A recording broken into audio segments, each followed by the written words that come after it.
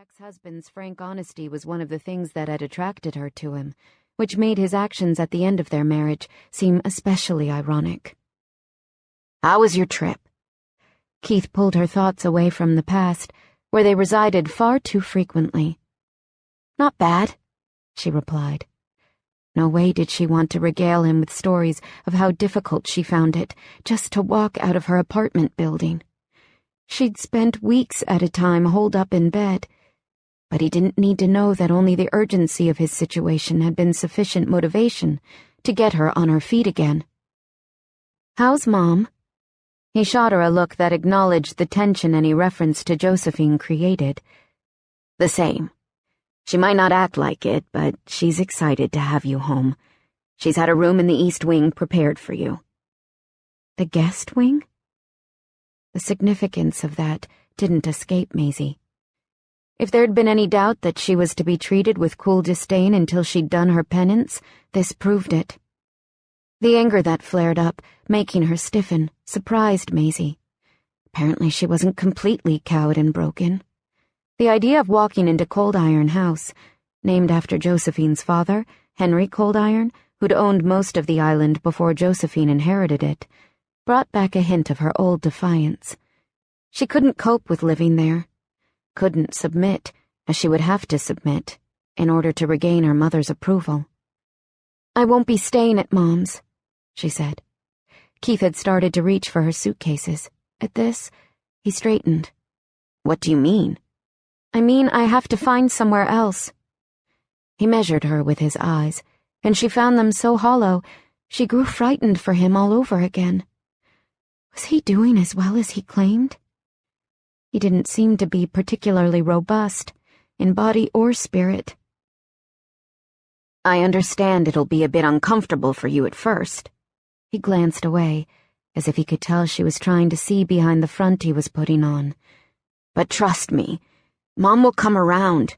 You'll piss her off if you don't stay at the house, and that'll only make matters worse. After a few weeks—" "No," she broke in, before he could get any further into his appeal. "I can't do it." He stared at her. "You're serious? You've barely arrived, and you're going to make her angry? She has too much pride to put up with the rejection. She rejected me first, and I don't have a relationship with her anyway," Maisey said. "We communicate through email or her housekeeper, for crying out loud. I've spoken to her only a handful of times over the past decade." And when they had talked, there'd been more silence than anything. There'd even been silence when Maisey had desperately craved consolation. "You need her," he said. "We both do. And that means we'll always be under her thumb." Although she was secretly frightened that might be true, Maisey scoffed at it. "No, I'll help you, stand by you. I just need to get back on my feet, and she can only hurt my ability to do that." The thought of walking through those heavy doors, dragging her belongings behind her, almost gave her a panic attack. At least, if she didn't stay at Cold Iron House, she'd retain some autonomy, some independence. She had to protect the little peace of mind she had left. He rubbed his gaunt face. "So, where will you stay?" "I could rent a room from someone in town." She had enough money for that, didn't she? Her reserves would last 6 months or so. "You're on Fairham?" Her brother shook his head, adamant. "That would provoke an all-out war."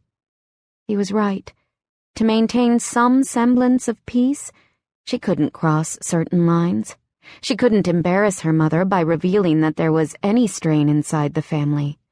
Appearances were everything to Josephine. They were Cold Irons, even though their surname was technically Lazarow, and they needed to comport themselves as such.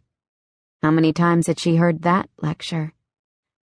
"What if I got an apartment in Charleston?" she asked, but decided against it almost as soon as the words passed her lips. Charleston would cost too much, and left on her own she wouldn't recover. Being sequestered in a cheap, unfamiliar apartment would be worse than living alone in New York with the furniture Jack hadn't taken. "I don't see," he started, but she cut him off again. "Wait."